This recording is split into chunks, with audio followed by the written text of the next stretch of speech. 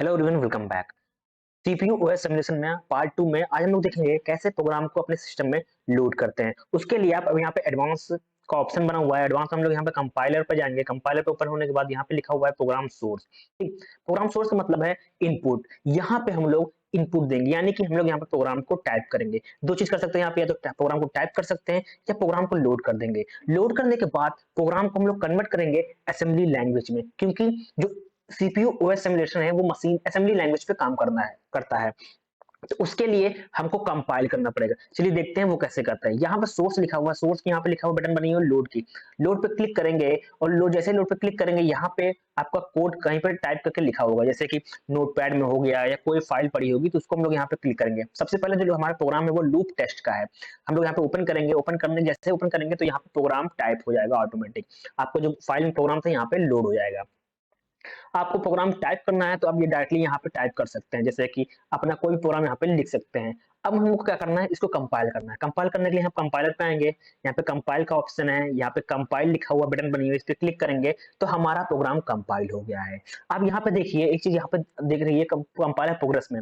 यहाँ पे जितने कीवर्ड्स हैं, असाइनमेंट है, फॉर स्टेटमेंट है, कितने कीवर्ड्स लगे हुए हैं, ये सब बता रहा है कि 2 3 है, कि फाउंड कीवर्ड 3 है, असाइनमेंट स्टेटमेंट 3 है, स्कैनिंग फाउंड जैसे कि फाउंड कीवर्ड 4 है, असाइनमेंट स्टेटमेंट 4 है। ये आपको यहाँ पे शो करेगा। ठीक, अब जनरेटिंग कोड में आपने अगर कंपाइलर पढ़ा होगा, कंपाइलर एक सब्जेक्ट होता है बीटेक में, बीसीए में भी होता है, एमसीए में भी होता है। ठीक, मास्टर लेवल में होता है। तो कम आप यहाँ पे देख सकते हैं कि असेंबली टेबल है, सॉरी सिंबल टेबल है, यहाँ पे सिंटैक्स है, सोर्स सिंटैक्स है, सिंटैक्स एनालिसिस है यहाँ पे। देन आता है जनरेटिंग कोड आता है। ठीक, उसके बाद डिस्प्ले जनरेटिंग कोड आता है, फिर डिस्प्ले कंप्लीट होता है। तो यहाँ पे ये चीज देखने को मिलती है। अगर आपको पता होगा कंपाइलर डिजाइन, अगर आप पढ़ा होगा, ठीक, तो आपको ये बेहतर तरीके से समझ में आ रहा होगा। उसके बाद यहाँ पे देखिए हमने जैसे ही कंपाइल पे क्लिक किया तो हमारा जो प्रोग्राम है ये वाला लूप टेस्ट वाला, वो असेंबली लैंग्वेज में कन्वर्ट हो गया है। अब हम लोग जब इसको कन्वर्ट कर लिया, अब इसी पे हम लोग को यूज करना है। उसके लिए सबसे पहले क्या करना पड़ेगा, इस प्रोग्राम को अपने मेमोरी में लोड करना पड़ेगा। लोड करने के लिए यहाँ पे लिखा हुआ है लोड इन मेमोरी, इस पे क्लिक करेंगे तो हमारा प्रोग्राम लोड हो गया। यहाँ पे एक मैसेज आएगा कि code successfully load in a memory, इस पे ओके कर देंगे तो हमारा प्रोग्राम इसमें लोड हो गया है मेमोरी के अंदर।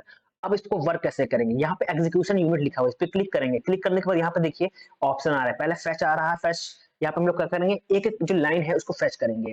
ठीक, आप चाहते हैं डायरेक्टली फेच करना, डायरेक्टली इसको रन कराना, तो यहाँ पे डायरेक्टली नीचे ऑप्शन लिखा है रन। अब डायरेक्टली ये रन होने लगेगा। ठीक, एक साथ ही ये रन होने लगेगा। ठीक, हम चाहते हैं स्टेप स्टेप वाइज करना, कि आपको पता चले कि स्टेप से कैसे किया जाता है। तो यहाँ पे फेच का लिखा है, जैसे फेच करेंगे तो 006 है जो ये जो इंस्ट्रक्शन लिखा वो यहाँ पे इंस्ट्रक्शन में आ जाएगा। ठीक, उसके बाद डिकोड करेंगे तो जो ऑपरेंड है, ठीक, कोड जैसे कि मूव लिखा, मूव, तो यहाँ पे आ जाएगा। उसके बाद क्या करेंगे हम लोग, एग्जीक्यूट बटन दबाएंगे तो ये फर्स्ट स्टेप हमारा क्या हो जाएगा, एग्जीक्यूट हो गया। जैसे फर्स्ट स्टेप एग्जीक्यूट हो गया, देखिए हमारा जो कर्सर नीचे है वो नीचे पहुंच गया, नीचे वाली लाइन में पहुंच गया, नीचे वाले जो इंस्ट्रक्शन है वो पहुंच गया। फिर करेंगे फेच तो नीचे वाला इंस्ट्रक्शन क्या हो गया, लोड हो गया।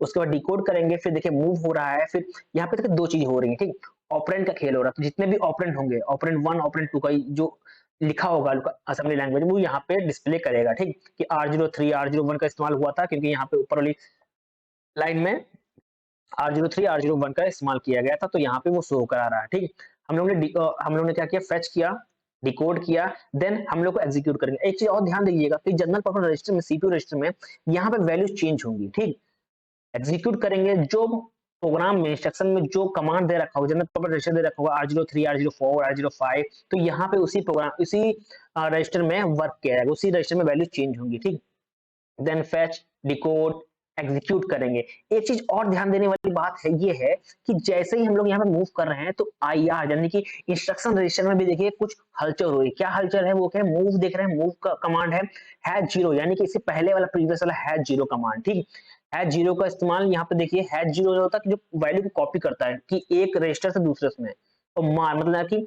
मेमोरी एड्रेस रजिस्टर में देखिए वैल्यू वर्क कर रही है। अब फिर हम लोग फेच करेंगे, डिकोड करेंगे, देन एग्जीक्यूट करेंगे, देखिए वैल्यू चेंज हो रही है। अब देखिए special purpose special CPU register में भी देखिए प्रोग्राम काउंटर में और स्टैक पॉइंटर में, और क्या कर लीजिए स्टेटस रजिस्टर, और जो होता है बेस रजिस्टर, उसमें वैल्यू को चेंज होगा। हम क्या करते हैं, सबसे पहले इसको डायरेक्टली रन कराते हैं। आप डायरेक्टली चाहते हैं तो फेच, डिकोड, एग्जीक्यूट करके एक करके स्टेप वाइज करके आप देख सकते हैं कैसे एग्जीक्यूट हो रहा है। अब बट हम मैंने आपको बता दिया कि कैसे वर्क करता है। यहाँ पे जो वैल्यूज होती है यहाँ पे चेंज होती हैं। आईआर में भी वैल्यू को आप देख सकते हैं, जो कमांड होगा वो यहाँ पे एग्जीक्यूट होगा। क्या मेमोरी एड्रेस रजिस्टर यहाँ पे वर्क करेगा, क्या मेमोरी जो वो है इंस्ट्रक्शन जैसे कि मूव हो गया, कौन सा रजिस्टर मूव करना है वो यहाँ पे शो करेगा। ठीक, उसके बाद जिस रजिस्टर में हम लोग असाइन किए हैं उस रजिस्टर में वैल्यू चेंज होंगी, उसका इंक्रीमेंट किया गया, तो उसके लिए हम लोग डायरेक्टली यहाँ पे रन कराते हैं। अब देखिए यहाँ पे दो चीजें हैं, फास्ट और स्लो।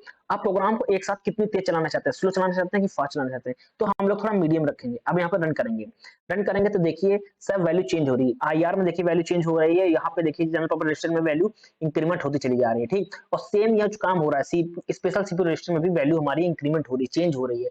और उसी प्रकार से जो जैसे जिस प्रकार से हमारा कोड लिखा हुआ है, क्योंकि लूप है ना, मूव कर रहा है, जंप कर रहा है, फिर ऐड कर रहा है। ठीक, और यहाँ पे उसी तरह यहाँ पे वैल्यू चेंज होती चली जा रही है, और उसी तरह हमारी जो वैल्यू है वो जनरल पर्पस रजिस्टर में इंक्रीमेंट हो रही है। और जो रजिस्टर हम लोग ने असाइन किया है R02, R01, R03, R04, R05, उसी रजिस्टर में यहाँ पे काम किया जा रहा है। एक चीज गौर रखिएगा कि हम लोग ने जो प्रोग्राम में, जो असेंबली लैंग्वेज में जो प्रोग्राम कन्वर्ट हुआ है उसमें रजिस्टर 5 तक ही काम किया गया है। ठीक, दिया गया है। तो हमारा देखिएगा जो वैल्यू जो सेव हो रहे हैं, जो वर्क कर रहा है, वो तीन ही चार काम हो रहा है, वैल्यू इंक्रीमेंट हो रही है। ठीक, उसी तरह क्या ऑपरेशन परफॉर्म हो रहा है वो यहाँ पे इंस्ट्रक्शन रजिस्टर में देख सकते हैं, और स्पेशल रजिस्टर स्टैक पॉइंटर में भी जो वैल्यू यहाँ पे इंक्रीमेंट हो रही है उसी तरह यहाँ पे वर्क किया जा रहा है। ठीक, और क्या कमांड गिवन है, क्या मेमोरी एड्रेस में वैल्यू आ रही है, वो चीज यहाँ पे आपको देखने को मिलेंगी। ठीक, हम चाहें तो इसको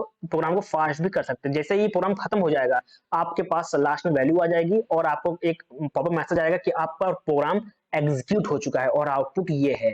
ठीक, एक थोड़ा बहुत टाइम लेगा, कुछ सेकंड का टाइम लेता है। और ये देखिए आप जिस तरह हम तेज करते जा रहे हैं तो हमारा जो वैल्यू है, जो रजिस्टर में R01, R02, R03, R04 में इंक्रीमेंट होती चली जा रही है। ठीक, ये लूप है, क्योंकि लूप टेस्ट का प्रोग्राम में लूप लगा हुआ है।